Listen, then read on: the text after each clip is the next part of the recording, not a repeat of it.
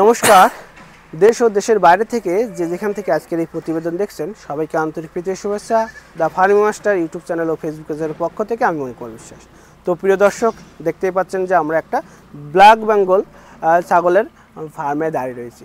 তো এই ব্ল্যাক বেঙ্গল ছাগলের উপর একটা প্রতিবেদন তৈরি করতে আমরা চলে এসেছি মালদা জেলার গাজলের চান্দাহার গ্রামে। এখানে কাজল সরকার নামে একজন ব্যক্তি মাত্র 6টা ছাগল নিয়ে ফার্ম শুরু করেছিল। এখন তার কাছে 50-60টা ছাগল রয়েছে, মাঝে আরও অনেক ছাগল সে বিক্রি করেছে।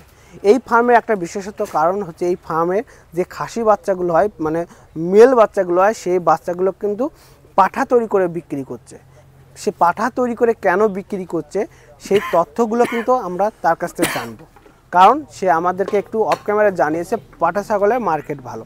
আরও কি কি কারণ আছে সেসব কারণ আমরা আজকের এই প্রতিবেদনে তুলে ধরবো। কথা না বাড়িয়ে চলুন আজকের এই প্রতিবেদন শুরু করি। শুরু করার আগে একটাই রিকোয়েস্ট, যারা নতুন ফার্ম শুরু করবেন বা ফার্মিং ঠিকঠাক করে চালাতে পারছেন না, হয়তো লস হচ্ছে, তাদের জন্য দরকার হচ্ছে সঠিক নলেজ। আর সঠিক নলেজ নিতে হলে আপনার অবশ্যই একটা প্রশিক্ষণ সেন্টারে যেতে হবে বা ভালো একজন অভিজ্ঞ চাষির কাছ থেকে গাইডলাইন নিতে হবে। তাহলেই কিন্তু আপনি সঠিকভাবে এই ফার্মটা পরিচালনা করতে পারবেন। না হলে 2 বছর 1 বছর পরে আপনার ফার্মটা বিলীন হয়ে যাবে, যেটা আমরা অলরেডি এই রানিং টাইম প্রেজেন্ট টাইমে দেখছি।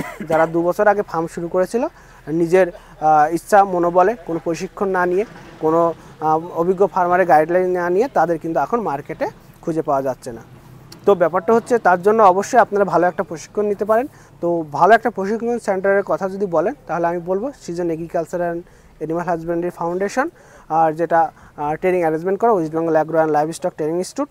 এটা ট্রেনিংটা অ্যারেঞ্জমেন্ট হয় হচ্ছে এইচবি গোট ফার্ম, অর্থাৎ হিঙ্গলগঞ্জে, হাসনাবাদ এবং বসিরহাটের নিকটবর্তীতে অভিজিৎদার গোট ফার্মে।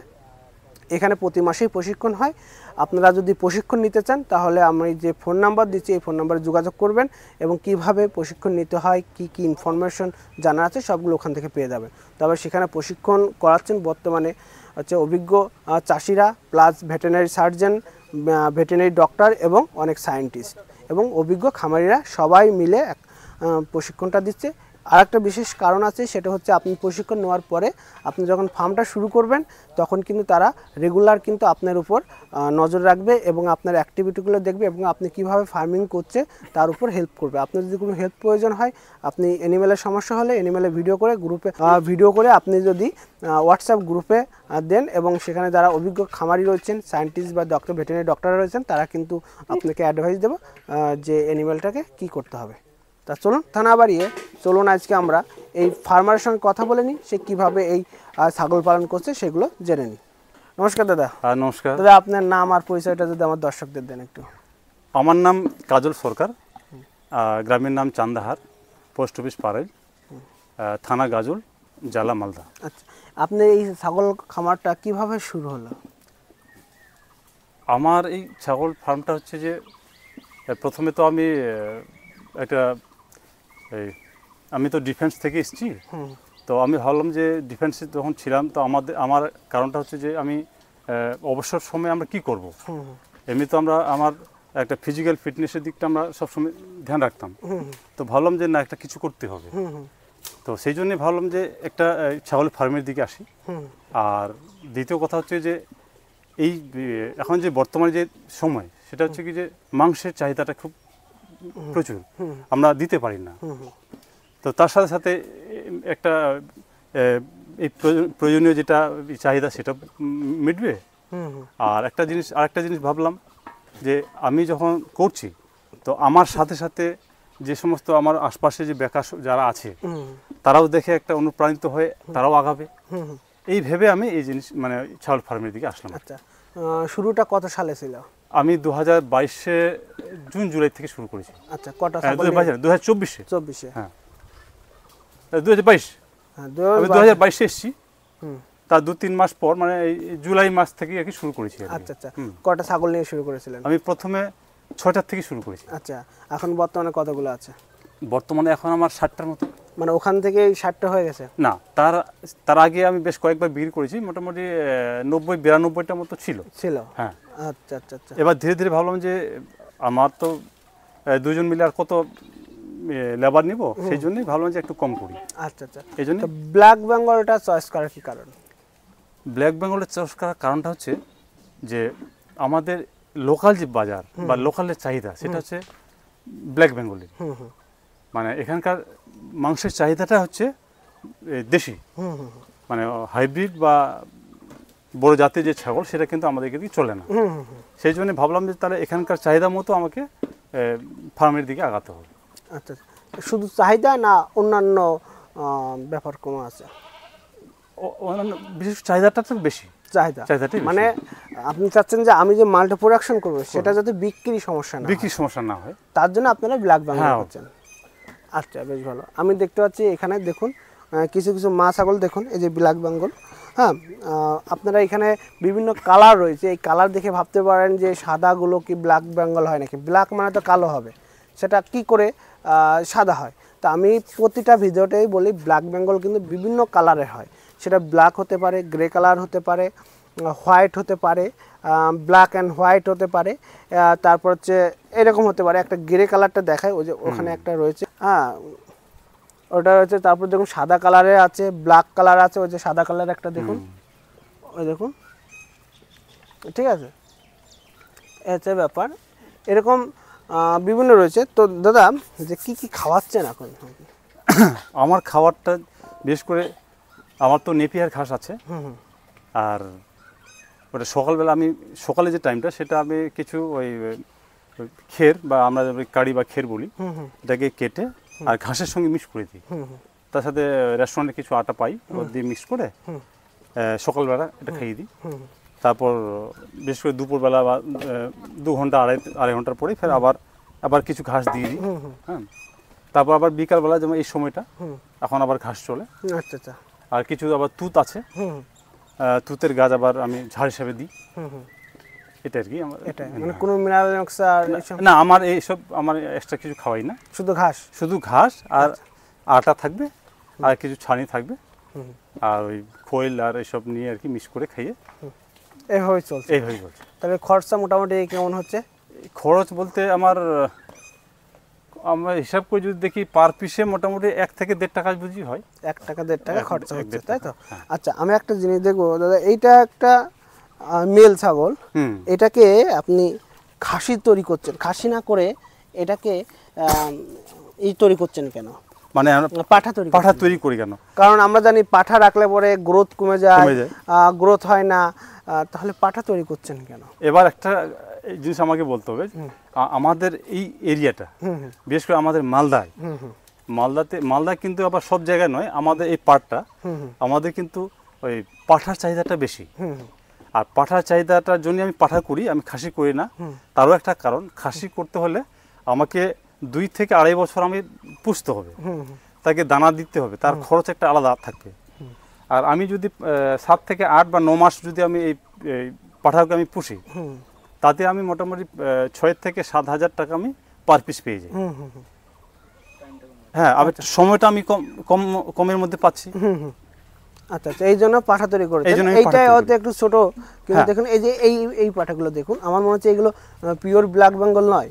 হ্যাঁ, ওই যে ক্রস আছে, কিন্তু তার মধ্যেও যখন 3টে বাচ্চা হয়ে যায়, 3টে বাচ্চার মধ্যে একটা কিন্তু কমজোর হয়ে যাবে। হ্যাঁ হ্যাঁ হ্যাঁ, সেই জন্য এটা কিন্তু পড়ে আছে এই টাইপের। আচ্ছা আচ্ছা আচ্ছা, দুটো মা এইগুলো কিমরি ডিওয়ার্মিং করেন না? হ্যাঁ, ডিওয়ার্মিং করি। আচ্ছা, এটাকে এগুলো কি ডিওয়ার্মিং করা আছে? হ্যাঁ, ডিওয়ার্মিং করেই তো। এই যেমন প্রথম আমার ডিওয়ার্মিং করার আমি তো করি কীরকম যে বাচ্চা প্রথম 0 থেকে 15 থেকে 18 দিনে হলেই আমি কৃমির দাওয়াই ওষুধ খেয়ে দিই। হ্যাঁ হ্যাঁ, তারপর ফের আবার মোটামুটি 1 মাস পর আবার খেয়ে দিই। আর যখন একটু 3 মাস বয়স হয়ে যাবে তখন আবার 3 মাস পর আবার। আচ্ছা, ডিওয়ার্মিং করার পরে কি লিভার টনিক খাও? হ্যাঁ, অবশ্যই লিভার টনিক দিই। আচ্ছা আচ্ছা, ঠিক আছে। তো দেখুন এখানে দেখুন, ওইটা হয়তো হেলথ ভালো না, কিন্তু প্রতিটা পাঠা দেখুন, ওখানে একটা পাঠা রয়েছে, এখানে একটা পাঠা রয়েছে। কিন্তু দাদা একটা কথা, ওই যে ওখানে আরো পাঠা রয়েছে, মানে পাঠা বেজ হয়ে গেছে, যে বাচ্চা যায় প্রোডাকশনসে মেলগুলো আপনি পাঠা তৈরি করে দিচ্ছেন। কিন্তু একটা দাদা, যে এই যে সবগুলো এক জায়গায় কি ছেড়ে দেন এইভাবে, নাকি কোনো সময় আলাদা করে রাখেন? না, আমি সব যেগুলো যখন হিটে চলে আসবে মাছ ছাগলগুলো, তখন কিন্তু ওরা হিটে আসলে বোঝা যাবে যে হ্যাঁ এটা হিটে চলে এসছে, তখন আলাদা করে দেন। তখন ওটাকে আমি আলাদা করে দিই। আচ্ছা, না হলে কিন্তু দেখুন অনেকে হয়তো ভিডিওটা দেখে হয়তো কিঞ্চিত ইনফরমেশন পেয়ে আপনারা কিন্তু ভুল করতে পারেন।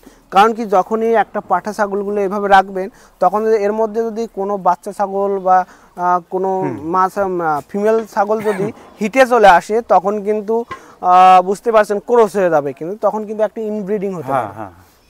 ইনব্রিডিং হলে কি হয়, তো আমি তো এর আগের ভিডিওতে বলেছি, এই ভিডিওতে একটু বলছি যে ইনব্রিডিংয়ের রেজাল্ট হচ্ছে এইরকম হবে। দেখতে পাচ্ছেন ওখানে একটা পাঠা দেখিয়েছিলাম, এইগুলো সব ইনব্রিডিংয়ের রেজাল্ট। মানে বাচ্চা আকারটা ছোট হবে, স্বাস্থ্য ভালো হবে না, বিভিন্ন রোগ হবে, হ্যাঁ, সেখান থেকে বাচ্চার কোয়ালিটি বেশি ভালো হবে না, কোয়ান্টিটি কমে যাবে, এমনকি দেখা যায় কোনো জিনগত কারণে মারাও যেতে পারে। তার জন্য সবসময় ঠিক রাখবেন যে ইনব্রিডিং যাতে না হয়। আর দাদার যে মা ছাগলগুলো মোটামুটি ভালো আছে, তাই না? তো দাদা আপনার কি মনে হচ্ছে যে আরও কিছু করতে পারলে কি ফার্মটা আরও ভালো হয়? হ্যাঁ, করতে গেলে তো ভালোই হবে। সেটা একটা যদি আমি এই লেভেলে এখন যাচ্ছি, কারণ যে আমি তো আর একার পক্ষে অতটা সামলাতে পারছি না, সেই জন্য এইভাবে যতটা পারা যায়। আর আরেকটা আছে যে সামনে বছর থেকে আর কি, এই বর্ষার পর থেকে আমি একটা বড় আর কি ফার্ম করব। আচ্ছা আচ্ছা। আর জাতটা একটু অন্য জাতটা নিয়ে আসবো। না, ব্ল্যাক বেঙ্গল আপনি দেখেছেন লোকাল চাহিদা ভালো আছে। ব্ল্যাক বেঙ্গলের উপর যেমন আমরা কয়েকটা প্রতিবেদন তৈরি করেছি, আর সেখানকার ওদেরও একই কথা যে ব্ল্যাক বেঙ্গলের ডিমান্ডটা উত্তরবঙ্গে সবচেয়ে বেশি, তাই না? তাহলে যদি ডিমান্ড বেশি হয় অন্য জাত করবেন কেন? অন্য জাত বলতে সেটা কি, যে ওই যেটা বারবারি যেটা আর কি, সেটার দিকে আমি আগাতে চাইছি। আচ্ছা আচ্ছা। কারণ বারবারি আর দেশের মধ্যে ফারাক বেশিটা আমি দেখছি। মাংসের টেস্টের কারণে দুধ উৎপাদনটাও বেশি হয়, তাই না? এবং ডিমান্ডও বেশি। যেমন এই যে এটা হচ্ছে বারবারি ক্রস, হ্যাঁ হ্যাঁ, এটার বাচ্চা এটা আরেকটা আছে, হ্যাঁ, এরই মতো। এই যে একটা ব্যাপার, হ্যাঁ, এই যে ব্যাপারটা হচ্ছে কি, এই যে দেখেছেন এই ব্ল্যাক বেঙ্গলগুলো কানগুলো দেখেছেন খাড়া বা সোজা, কিন্তু যেগুলো ক্রস থাকে সেগুলো দেখবেন যে কানটা একটু হেলে আছে, না হলে ভেঙে আছে, এগুলো হচ্ছে একটা বৈশিষ্ট্য। সেগুলো ক্রস, ব্ল্যাক বেঙ্গলের ক্রস। কিন্তু যেগুলো দেখবেন সোজা, পিওর সোজা আছে, সেটা হচ্ছে নিঃসন্দেহে ব্ল্যাক বেঙ্গল। এবং যে শেপটাও কিন্তু আপনারা দেখতে পারেন। দেখুন একটা ব্ল্যাক বেঙ্গল ছাগলের শেপটা দেখুন, দেখেছেন শেপটা দেখুন, এই হচ্ছে ব্যাপার। হ্যাঁ, এইরকম। কিন্তু একটা জিনিস দেখবেন যে যদি ব্ল্যাক বেঙ্গলের সঙ্গে ব্রিডার যদি ব্ল্যাক বেঙ্গল হয়, তাহলে কিন্তু বাচ্চা আসবে না সেভাবে। হ্যাঁ, মানে গ্রোথটা নাই সেভাবে। আচ্ছা আচ্ছা, মানে দাদা বলতে চাচ্ছে যে মেলটাও যদি, অর্থাৎ ব্রিডার যদি ব্ল্যাক বেঙ্গল হয় এবং যে ফিমেলটা মানে মাদার ছাগলটাও যদি ব্ল্যাক বেঙ্গল হয়, তাদের ক্রস করালে বাচ্চার গ্রোথটা সেরকম আসে না। এইটার কিছু কিছু কারণ রয়েছে, সেগুলো আমি দেখেছি বা আমি বিভিন্ন অভিজ্ঞ যারা সায়েন্টিস্ট বা ভেটেরিনারি ডক্টর বা সার্জন রয়েছেন, স্যারদের সঙ্গে আমি যখন কথা বলি, স্যাররা বলেছেন যে এর মেন কারণ যে যখন এই ব্ল্যাক বেঙ্গলের অরিজিনটা উৎপাদন হয় আমাদের পার্শ্ববর্তী দেশ বাংলাদেশের চট্টগ্রামের কোনো একটা ল্যাবে, তখন কিন্তু ভালো ছিল। কিন্তু ব্যাপারটা হচ্ছে যখন এটা বাংলাদেশ সহ আমাদের ওয়েস্ট বেঙ্গলের বা আমাদের ওয়েস্ট বেঙ্গল আগত যেসব স্টেট আছে যেখানে ব্ল্যাক বেঙ্গলটা চলে, সেখানে কি হচ্ছে দেখা যাচ্ছে প্রতিটা বাড়িতেই 2-3টা করে থাকছে, কিন্তু পাঠা থাকছে না। পাঠা তো হয়তো নির্দিষ্ট কোনো একটা বাড়িতে থাকছে। কি হচ্ছে যে সেই মা ছাগলটাকে ওই পাঠা দিয়ে ক্রস করিয়ে আনলো, বাচ্চা হলো, বাচ্চাও যখন বড় হলো তখন আবার ওই বাচ্চাটাকে কেউ ওই ব্রিডার দিয়ে আবার ক্রস করাচ্ছে, অর্থাৎ কি মেয়েকে আবার বাবাকে দিয়ে ক্রস করাচ্ছে। এতে কি হচ্ছে, জিনগত প্রবলেম হচ্ছে। জিনগত প্রবলেমের কারণ কি, আস্তে আস্তে ওই বাচ্চাটা থেকে যে বাচ্চাটা হবে সেটা আস্তে আস্তে ছোট হচ্ছে, রোগাক্রান্ত হচ্ছে, গ্রোথ নিচ্ছে না।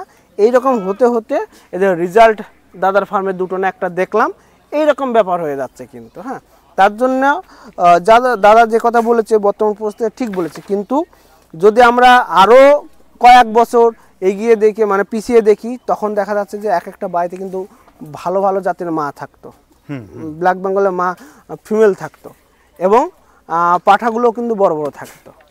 এখনও হয়তো খোঁজ করলে পাওয়া যাবে, যারা এখনও নিয়ম ধরে রেখেছে সেখানে ভালো রেজাল্ট পাওয়া যায় কিন্তু। আর মেন কথা যে এখন তো সবই ক্রস হয়ে যাচ্ছে, ক্রস হতে হতে মানে নিজের যে মেন যে অরিজিনের যে বৈশিষ্ট্যটা, সেই বৈশিষ্ট্যটা অ্যানিম্যালগুলো হারিয়ে ফেলছে। যার কারণে কিন্তু এই সমস্যাগুলো তৈরি হচ্ছে। তার জন্য আপনারা যারা নতুন ফার্ম শুরু করবেন, বিভিন্ন জায়গা থেকে ছাগল কেনেন, তখন কিন্তু এই দিকে একটু লক্ষ্য রাখবেন যে ব্ল্যাক বেঙ্গল নিয়ে যে পালন করেন, দেখবেন যে সেই ব্ল্যাক বেঙ্গলের মায়ের জাত কেমন আছে, এবং ভালো জাতের একটা ব্ল্যাক বেঙ্গলের ব্রিডার যদি রাখতে পারেন তখন কিন্তু একটা লেভেল ধরে রাখতে পারেন, তাই তো? এই যেমন দেখছেন আমার বিডারের বাচ্চাটা হচ্ছে, তো ভাবছি যে সেকেন্ড পজিশনে ও থাকবে এখন, এটাকে আমি সরিয়ে দেবো, বয়স হয়ে গেছে। আচ্ছা, এই দেখুন আমি একটা মা দেখাচ্ছি ব্ল্যাক বেঙ্গলের, ওই ওই তো দেখতে পাচ্ছেন, ওই যে একটা পিওর ব্ল্যাক বেঙ্গল, এইটা এইটা হচ্ছে পিওর ব্ল্যাক বেঙ্গল।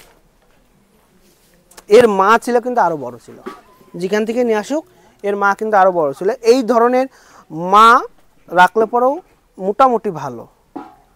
হ্যাঁ, এই যে এখানে একটা রয়েছে, ঠিক আছে, ওই সাইডে একটা রয়েছে, দেখুন এই মাটা থেকে আমি আর একটু আনতে বলবো ক্যামেরাটা, এইটা দেখবেন, আর একটা ব্ল্যাক বেঙ্গল এটা দেখবেন, দেখুন শেপটা দেখুন, এই যে ব্ল্যাক বেঙ্গলের মা দেখুন, এই কালোটা দেখেছেন মাগুলো পুরো না, তারপর এই যে একটা, এই যে এই ধরনের মা হতে হবে, এই ধরনের মা হতে হবে। এই যে আরেকটা যাচ্ছে ব্ল্যাক বেঙ্গল এইগুলো, ঠিক আছে।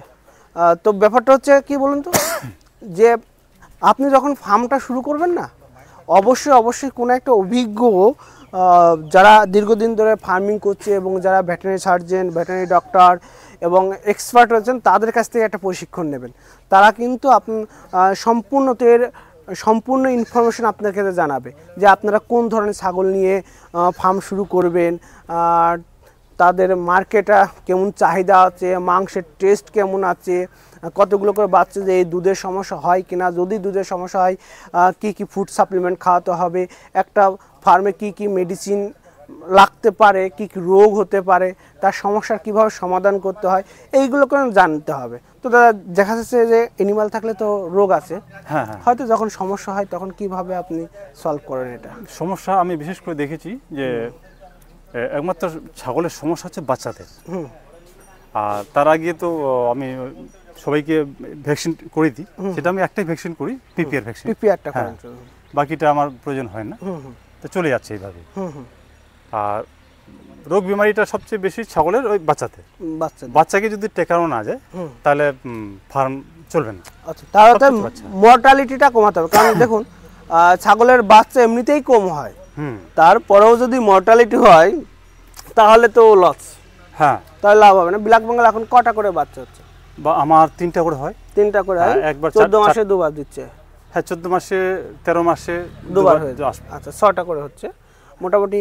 তো পাঠা তৈরি করে বিক্রি করছেন? আমি পাঠা তৈরি করে বিক্রি করি। আচ্ছা, ক মাসে বিক্রি করছেন? আমি খুব জোর 8 থেকে 9 মাস যদি যায়।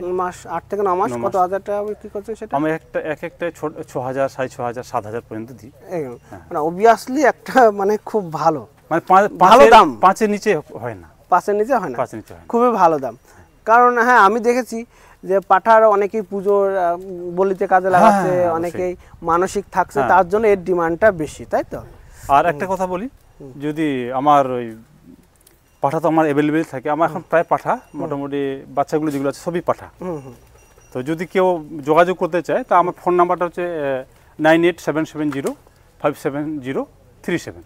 আচ্ছা আচ্ছা, এই নাম্বারে যোগাযোগ করবেন, আমরা পেয়ে যাবেন, ঠিক আছে। আর ওই দেখুন একটা ব্ল্যাক বেঙ্গল রয়েছে, ঠিক আছে, এইগুলো অনেক পুরনো অরিজিন, ঠিক আছে। তো কিছু দাদার কাছে ফার্মে দেখছি আমি, মাগুলো দেখছি খুবই ভালো। তো যারা নতুনভাবে শুরু করবে তাদের উদ্দেশ্যে কি বলবেন? নতুনভাবে যারা শুরু করতে, আমি এটা চাইছি বলি যে যদি কেউ করতে চায় সেটা একটা নলেজ নিয়ে করুক, অবশ্যই নলেজ রাখতে হবে, তা না হলে ফার্ম করা খুব কঠিন হয়ে যাবে।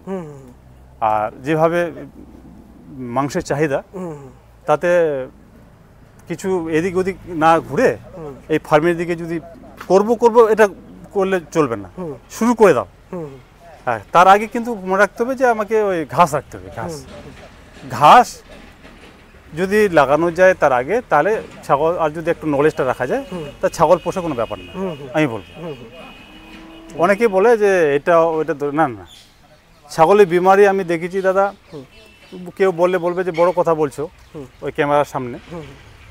সবচেয়ে বড় কথা হচ্ছে থাকার জায়গাটা যদি ঠিক থাকে, সাঁতসেতে যদি না থাকে, আর খাবার যদি ঠিক থাকে, বাচ্চাদের যদি ঠিকভাবে ঠিক রাখা যায়, তাহলে ছাগলের বিমারি নেই। একদম। শুধু ভ্যাকসিনটা দিতে হবে, শুধু পিপিআর ভ্যাকসিন, আমার অন্য ভ্যাকসিনের দরকার নাই। আচ্ছা, আমাদের এরিয়াতে আমি বলছি পিপিআর ভ্যাকসিন লাগাও, 3 বছরে যা আমি দেখেছি রোগ বিমারি সেরকম নাই। একদম ঠিক। দেখুন কোন মানে কোন কোন জাতের বেশি রোগ হয় জানেন তো, যেগুলোকে আমরা জোর করে পালন করছি, মানে আমাদের পরিবেশের সঙ্গে বা ওয়েদারের সঙ্গে পাল্লা দিয়ে, তার মানে মানে কোন কোন অ্যানিম্যাল বা কোন কোন অরিজিন বা কোন কোন জাতের সবচেয়ে বেশি রোগ হয় জানেন তো, যেগুলো আমরা ওয়েদারের এগেনিস্টে তাকে রেখে পালন করছি, সেই সব জাতের বেশি রোগ হয়। যেটা যে ওয়েদারে সুটেবল হবে, সেই ওয়েদারের অনুসারে কিন্তু আপনার সেই অরিজিন নিয়ে কিন্তু আপনার ফার্মটা করা উচিত, তাহলে রোগটা কম হবে। অনেকেই দেখবেন বলবে না এটা সুটেবল, সে কীভাবে বলছে সুটেবল, তাহলে তার ফার্মে এত সমস্যা কেন, তাই না? এই সমস্যাগুলো হয়। তার জন্য কি জানো তো, আমি বারবারই একই কথা বলি, হয়তো আমাদের এই ছাগল সম্পর্কে নলেজ ক্ষুদ্র, কিন্তু যারা বেশি জানে, অধিক জানে, যারা ছাগল নিয়ে রিসার্চ করছে, সেখান থেকে একটা প্রশিক্ষণ নিয়ে নিন বা তাদের গাইডলাইনে আপনারা ফার্মটা করুন, তাহলেই কিন্তু অবশ্যই নলেজটা রাখতেই হবে। একদম, তাহলে কিন্তু আপনি এই ছাগল ফার্মে কিন্তু ডেভেলপমেন্ট হতে পারবে। না হলে যদি নিজের মন ইচ্ছায়, নিজের ইচ্ছা মতন 2-4টে ছাগল কিনলেন, 5-10টা ছাগল কিনলেন, বেশি দাম দিয়ে এনে ফার্ম শুরু করলেন, সেখানে দেখেছেন যে ভালো হেলথ রয়েছে, আপনার ফার্মে 1 সপ্তাহ রাখলেন, হেলথ ভেঙে গেল। কী কারণে? যার কাছ থেকে নিয়েছেন তার নলেজ আছে, অভিজ্ঞতা আছে, সে ভালো হেলথ টিকে রেখেছে, কিন্তু আপনার নলেজ নেই, অভিজ্ঞতা নেই, আপনি ফার্মে এনেছেন, স্বাস্থ্য হেলথ ভেঙে গেছে, আপনি জানেন না যে এই ছাগলটা কী খাবে, কী খেতে ভালোবাসে, কী খেলে তার হেলথ ভালো থাকবে, এইসব তথ্য কিছুই জানেন না, কী কী রোগ হতে পারে কিচ্ছু জানেন না, তাহলে তো আপনি ডেভেলপমেন্ট কখনোই করতে পারবেন না। ঠিক আছে, প্রতিবেদন শেষ করব। দাদাকে অসংখ্য ধন্যবাদ। দাদা কিছু কিছু ভালো ভালো খুবই ইম্পর্টেন্ট ইনফরমেশন দিল। দেখাচ্ছে অন্য কারোর সাথে অন্য কোনো প্রতিবেদনে। ধন্যবাদ, ভালো থাকুন, সুস্থ থাকুন।